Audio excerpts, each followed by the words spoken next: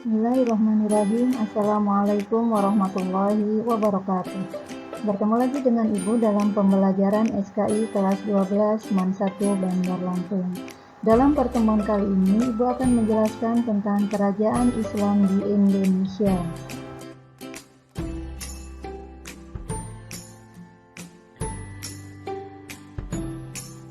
Kerajaan Islam di Indonesia itu terdapat di 5 pulau. Yang pertama itu di Sumatera, ada Kerajaan Samudra Pasai dan Aceh Darussalam. Di Jawa itu ada Kerajaan Demak, Pajang, Mataram, ada Kerajaan atau Kesultanan Cirebon, dan juga ada Kerajaan atau Kesultanan Banten. Sedangkan di Kalimantan itu ada Kerajaan Banjar ya, dan di Maluku itu ada Kerajaan Ternate dan Tidore, dan terakhir di Sulawesi atau tepatnya di Makassar itu ada Goa dan Palu.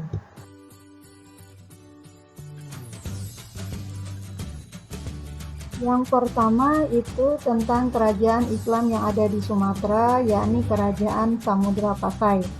Kerajaan Islam pertama di Indonesia ini diperkirakan berdiri sekitar awal atau pertengahan abad ke-13 Masehi sebagai hasil proses islamisasi daerah-daerah pantai yang pernah disinggahi oleh para pedagang muslim sejak abad ke-7 Masehi dan seterusnya. Raja pertamanya itu bernama Malik As-Saleh. Adapun sebelum beliau masuk Islam itu bernama Merah Silu, yang terletak di sebelah utara Perlak di daerah Lok Semawe.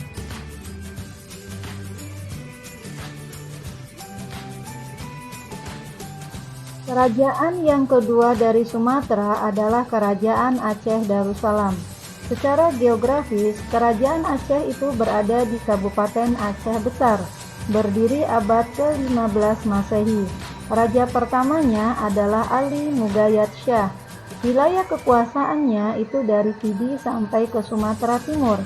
Peletak dasar kebesaran Aceh adalah Sultan Alauddin Riayat Shah yang bergelar Al-Qohar. Kerajaan Aceh mulai kejayaan pada masa Sultan Iskandar Muda yang dapat meluaskan Islam sampai ke Malaya atau Malaysia.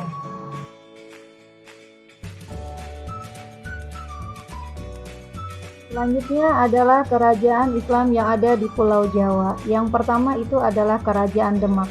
Kerajaan Demak diakui sebagai kerajaan Islam pertama di Pulau Jawa. Kerajaan Demak ini didirikan sekitar abad ke-15 Masehi oleh Raden Fatah yang merupakan keturunan Raja Brawijaya V, raja terakhir dari Kerajaan Majapahit. Awalnya Demak merupakan wilayah dari Kerajaan Majapahit. Seiring dengan kemunduran Majapahit, Demak menjadi kawasan mandiri yang kemudian menjadi sebuah kerajaan.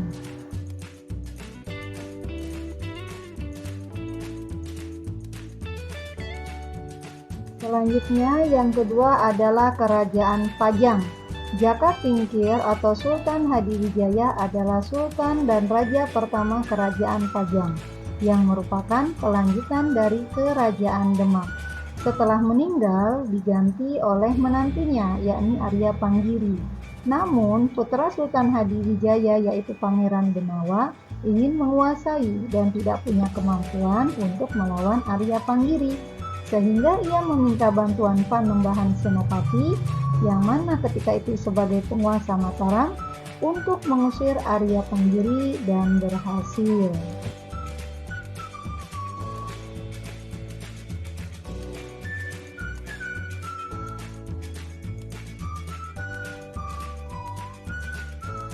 Selanjutnya adalah Kerajaan Mataram Islam.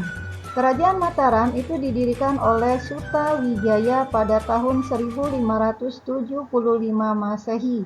Suta Wijaya kemudian menjadi Sultan Mataram yang pertama dengan gelar Panembahan Senopati ing Alaga Sayyidin Panatagama. Sepeninggal Suta Wijaya, ia digantikan oleh putranya yang bernama Sega ing Krapyak, yang kemudian digantikan lagi oleh putranya yang lain yakni Sultan Agung pada tahun 1613 sampai 1646 Masehi. Kerajaan selanjutnya yakni Kerajaan atau Kesultanan Cirebon.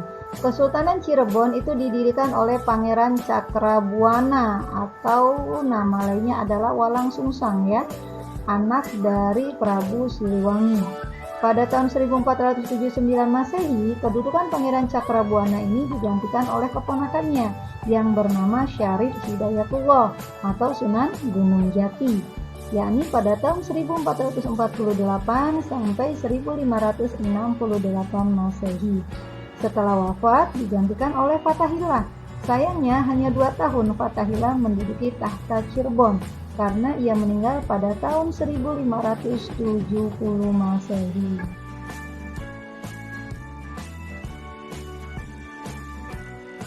Kerajaan atau kesultanan yang terakhir dari Jawa yakni Banten.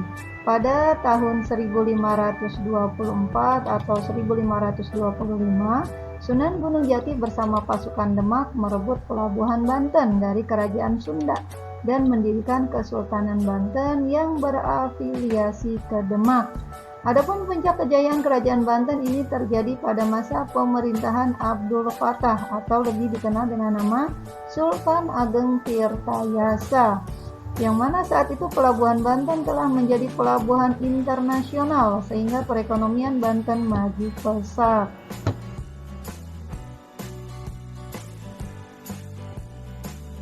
Selanjutnya adalah kerajaan Islam yang ada di Kalimantan, yaitu Kerajaan Banjar.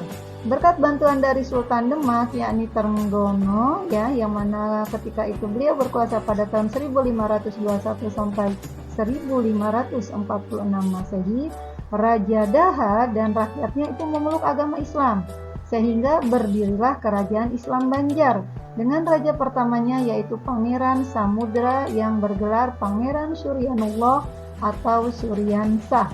Setelah naik tahta, daerah-daerah sekitarnya mengakui kekuasaannya, yakni daerah Batangla, Sukaciana, Sambas, dan Sambangan.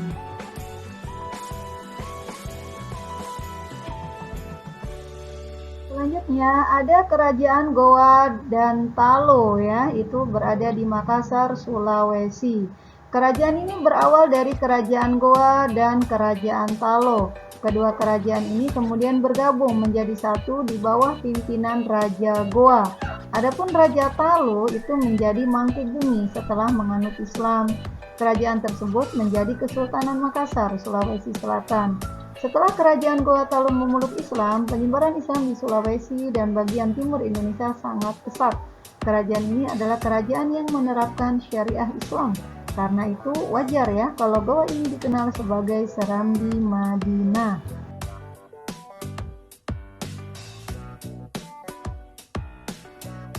Selanjutnya yang terakhir adalah kerajaan yang berada di Maluku, yakni Kerajaan Ternate dan Tidore. Masuknya Islam ke Maluku itu erat kaitannya dengan kegiatan perdagangan. Jadi pada abad ke-15, para pedagang dan ulama dari Malaka dan Jawa itu menyebarkan Islam di Maluku. Dari sini muncul 4 kesultanan, yakni Ternate, Tidore, Jalilolo, dan juga Bacang.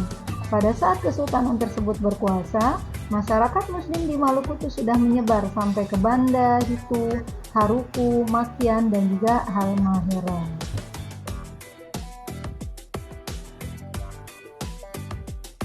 Demikianlah yang dapat Ibu sampaikan. Terima kasih atas perhatiannya. Ketemu lagi di pembelajaran yang selanjutnya ya nak.